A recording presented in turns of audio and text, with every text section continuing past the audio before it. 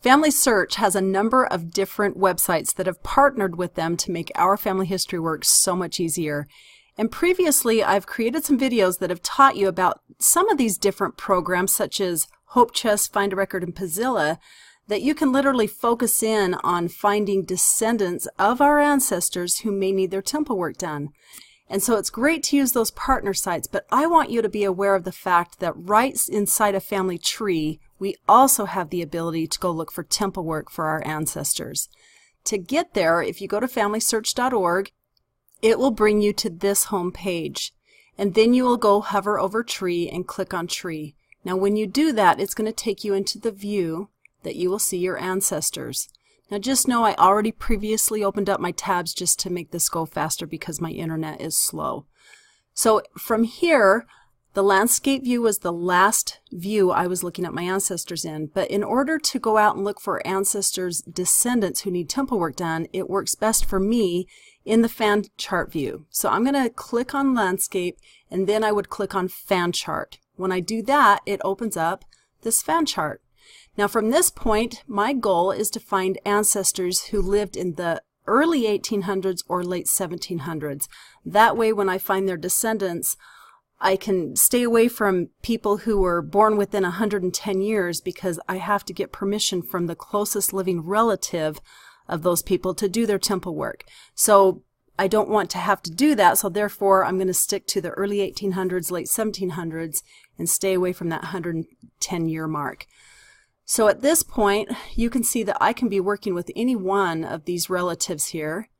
And I'm just going to randomly go choose Willard Corliss, and you can see when I hover over his little area and I go down to the corner of it, it turns a dark gray. And when I click on that, it will put him in the very center of this fan chart. Now for me, I like to get into the 1700s, so I could work either with Susan Tucker or David Corliss. And I'm going to go ahead and just put David Corliss in the very center. And now I'm going to go up over here to where it says fan chart, click on that, and now I'm going to say, hey, I want to go see the descendants to David Corliss. When I click on this, it now brings me into the descendancy view. The first thing you want to do is get rid of these little circles that we call portraits. The way you do that is going over here to options, click on options, and uncheck portraits. And you're going to see how this will just give you a much cleaner look. So from here, let me just try to explain a little bit what this view looks like or what it means.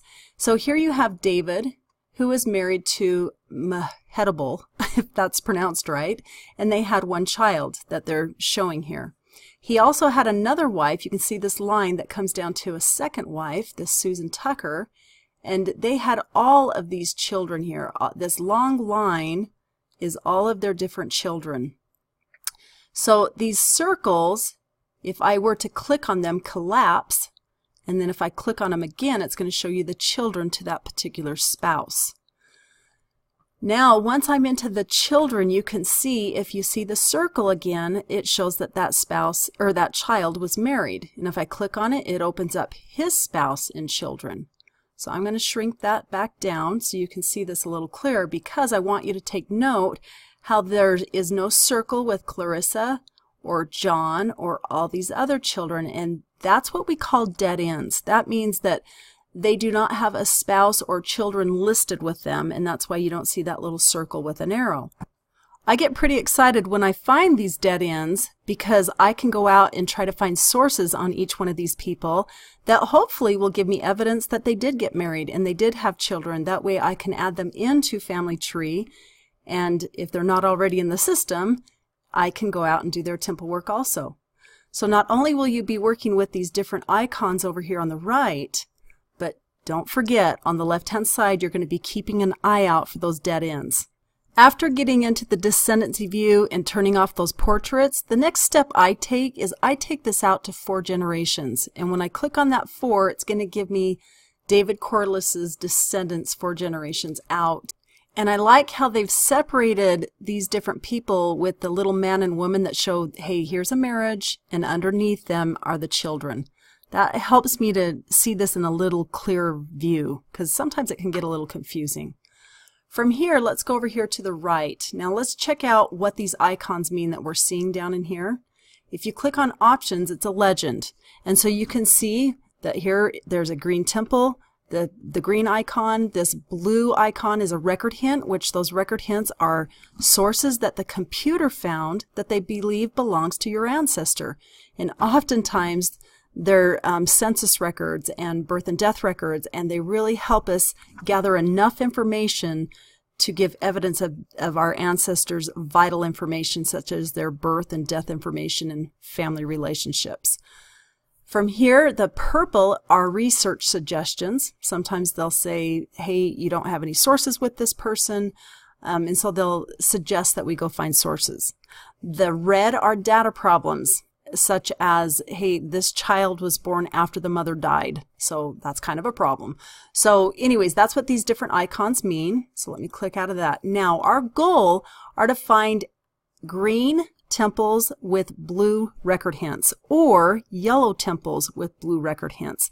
And the reason for that is it makes my job a lot easier. So if I'm going in here specifically to look for temple work, and the yellow temples mean that there's not enough information given to where I can accomplish that temple work right now. So if I click on that, it's just going to show me this little dotted square saying, if I hover over it, it's just saying that I need more information to be able to do that temple work. So if I come over here to Mary and click on her name, it brings up her personal summary card. And you can see, yes, I've got her name and a birth date, but I have no place. In order to do temple work, you must have three things: a name, a date, and a place. So all I have to do is go over here and look at her record hint, and hopefully, if I click on that, it will give me some sources that give me at least a date and a place. So if I click on one of these marriage hints, you can see it opens up, and already I have the marriage date and the place that they got married. And if I entered that in, I could do their temple work right there. But the cool thing is it also shows her age and the year she was born, and also her birthplace. So right there, I already have extra information that I can then go add in on her. And my goal is to make her information as complete as possible and spend time just cleaning up her personal detail page and prepping her for temple work. So once again, our goal is to find yellow temples with blue hints or green temples with blue hints. So as I scroll down here some more, here we have a Huldah who has a green temple. When you click on that green temple, you can see that she's needing all her work done, and because there's a dotted line around this one, you can see that it's not available, probably because there's not enough information on her parents, or maybe her parents aren't even listed. So if I come over here and click on Huldah, she has one source attached to her with a death date and place. Therefore, yes, I've got my three things that gives me the ability to do her temple work. But I still want to get more complete and hopefully find some birth information for her. And that's where I then like to go look at these record hints and see what may be available for me to go add to her personal detail page. So as we scroll back down here, let's go back down to another green temple down here, David Tyrell. And when I click on that one, I really like how the computer tries to go find duplicates out in the system. So here it's saying, hey, before you ever go reserve this work, just know that there is a possible duplicate on this guy. So I can take the time to go see if it really is correct, or maybe I just want to say, you know what, I'm going to believe the computer and move on to somebody that isn't a duplicate in the system already. And so from here, what I do is when I find a green temple or a yellow temple with a record hint, I will literally go out, click on the person's name, and then I will either click on their name again or go into their personal detail page. At this point, this is going to open up their personal detail page, and now I want to take some specific steps to prep this person for temple work. I've previously created a Word document to show you these steps that I take. So I'm going to open up this Word document right now. When I get into that personal detail page, the first thing I do is I go look for possible duplicates. Because this is a worldwide tree, many people could have added this particular ancestor in multiple times, and I just want to go check to see if there's duplicates out there. Then I will go standardize dates and places, and I'll make sure the name is entered in correctly.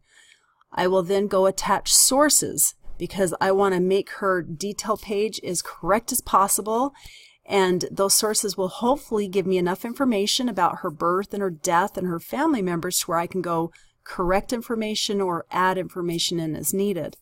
So the fourth step is once I attach the sources, then I will go through and correct any vital or family information that I need to.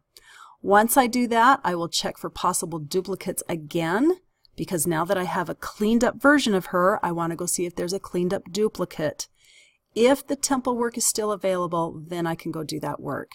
So I have videos on every one of those steps that you can go check out so you can understand exactly how to prep this particular ancestor or one of your own for temple work.